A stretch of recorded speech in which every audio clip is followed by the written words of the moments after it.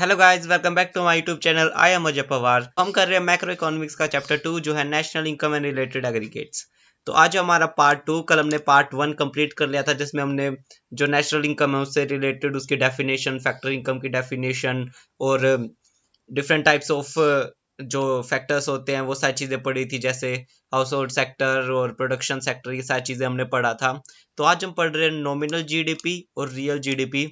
Very important topic, आप जितने star यहाँ पे लगा सकते हैं उतने लगा सकते हैं, बहुत ज़्यादा इंपॉर्टेंट क्वेश्चन है और 90% इसके ऊपर एग्जाम में जो क्वेश्चन है वो आता ही आता है। और सेकंड पार्ट में इस वीडियो के सेकंड पार्ट में आज हम करने वाले हैं जीडीपी एंड वेलफेयर। मतलब कौन सी जो जीडीपी है, रियल जीडीपी या नॉमिनल जीडीपी, वो जीडीपी भी करते हैं कंट्रीब्यूट, साथ में वेलफेयर भी करते हैं पीपल की, तो उसके बारे में भी हम पढ़ेंगे। कुछ लिमिटेशन भी पढ़ेंगे जो कि बहुत ज़्यादा इंपॉर्टेंट। तो आज की वीडियो बहुत ज़्यादा इंपॉर्टेंट होने वाली है। सो एंड तक बने रहिए। और अगर आपको इसकी पीडीएफ नोट चाहिए तो आप चैनल पर जाकर मेरे टेलीग्राम चैनल को ज्वाइन कर सकते हैं, जहाँ वहाँ पे आपको इसकी पूरी कंप्लीट पीडीएफ मिल जाएगी। तो सबसे पहले शुरू करते हैं, what is nominal GDP. It refer to the GDP at current price. जो अभी अभी प्राइस चल रहा है, जब आप ये वीडियो देख रहे होगे तो आज जब इकोनॉमी में वो कोई भी प्राइस चल रहा है तो वो नॉमिनल जीडीपी होता है।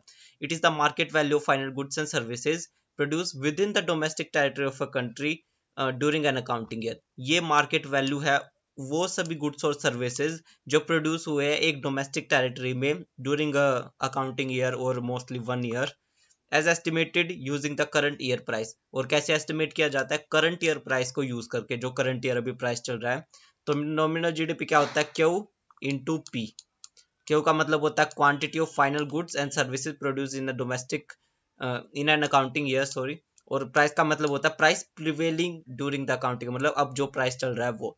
अगर हम जो क्वांटिटी प्रोड्यूस हुई है गुड्स और सर्विसेज उसको मल्टीप्लाई कर देंगे उसके प्राइस से, तो हमारे पास क्या निकलेगी? Nominal GDP. मान लो हमने कुल 10 मीटर क्लॉथ्स का प्रोडक्शन किया और 1 मीटर की क्लॉथ की कीमत कितनी है? 100। तो हम 100 इंटू में 10 कर देंगे तो हमारे पास क्या आ जाएगा? 1000, जो है नॉमिनल जीडीपी। अब देखते हैं रियल जीडीपी क्या होती है। It refer to the GDP at constant price. इसे क्या कहते हैं? जीडीपी एट कांस्टेंट प्राइस, मतलब जो बेस ईयर प्राइस है, जो नॉर्मल ईयर हुआ था, जो बेस ईयर को लेके उस बेस ईयर के बेस्ड के ऊपर हम जब प्राइस निकालते हैं उसको जीडीपी कहते हैं। मतलब जो बेस ईयर, हम किसी भी ईयर को बेस ईयर मान लेते हैं, मेनली 2011 को ही बेस ईयर मानते हैं, तो उसमें जो प्राइस होता है उसको मल्टीप्लाई कर देंगे, जो करंट ईयर में जो प्रोडक्शन हुआ है उसे रियल जीडीपी कहते हैं। It is the market value of final goods and services produce with in the domestic territory of a country during the period of an accounting year.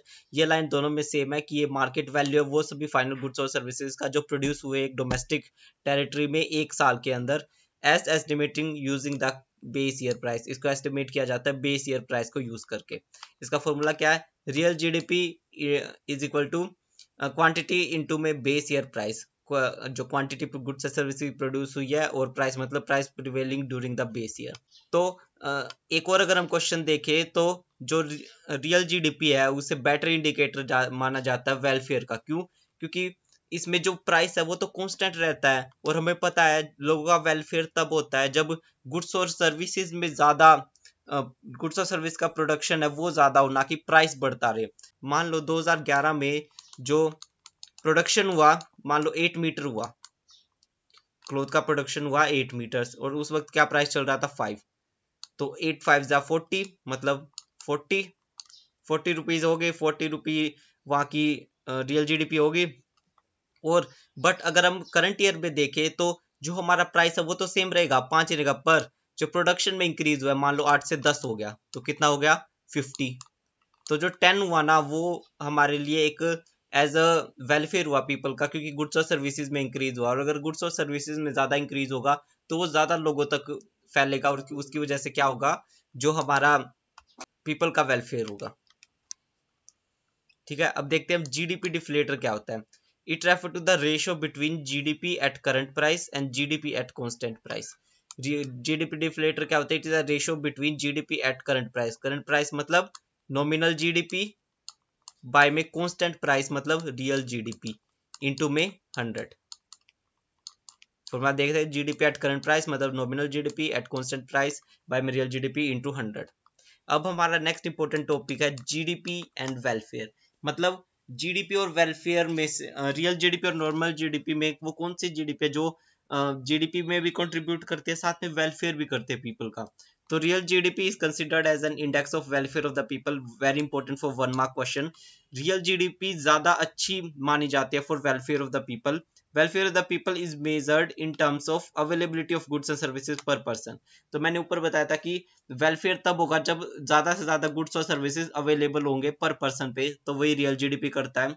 Increase in real GDP means increase in the level of output in the economy. अगर अब real GDP increase होगी तो इसका मतलब ये है कि जो आउटपुट है इकोनॉमी में वो भी इंक्रीज हो रहा है। अब इसका मतलब क्या है, अगर नॉमिनल जीडीपी इंक्रीज होगी तो नो डाउट जो आउटपुट है वो भी इंक्रीज होगा, बट उससे ज्यादा क्या इंक्रीज होगा, प्राइस इंक्रीज होगा।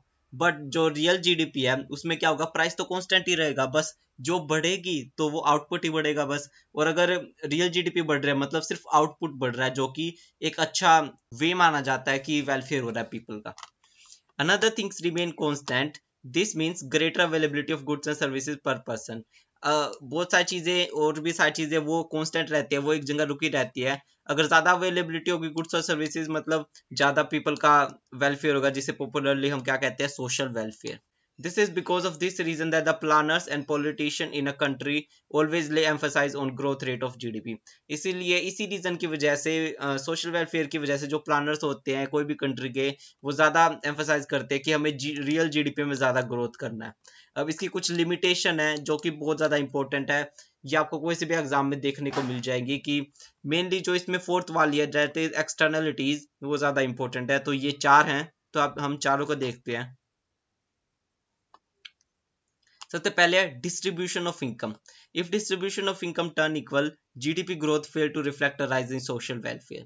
तो सबसे पहले लिमिटेशन है डिस्ट्रीब्यूशन ऑफ इनकम, मतलब इनकम का डिस्ट्रीब्यूशन। अगर इनकम का डिस्ट्रीब्यूशन अनइक्वल हो जाए, मतलब किसी के पास ज्यादा इनकम हो किसी के पास कम इनकम हो, तो क्या होगा, जीडीपी ग्रोथ फेल हो जाएगा क्या रिफ्लेक्ट करने में, social welfare in any country. India is facing this situation at present. India यही सिचुएशन फेस कर रहा है इस टाइम पे। While per capita GDP is rising, but India क्या प्रॉब्लम फेस कर रहा है कि जो हमारी जीडीपी है वो तो इंक्रीज होती जा रही है, बट साथ में स्टारवेशन, डेथ, पॉवर्टी, इलिटरेसी, ये सारी चीजें भी साथ साथ इंक्रीज होती जा रही हैं। सेकंड है composition of GDP. It may not be welfare oriented. Composition of GDP मतलब जीडीपी किस किस कंपोनेंट से कंट्रीब्यूट हो रही है, तो वो वेलफेयर ओरिएंटेड नहीं हो सकती। मान लो अगर इंडिया डिफेंस गुड्स में ज्यादा इंक्रीज करे तो वो डायरेक्टली पीपल की जो वेलफेयर है उसको इंक्रीज नहीं करता।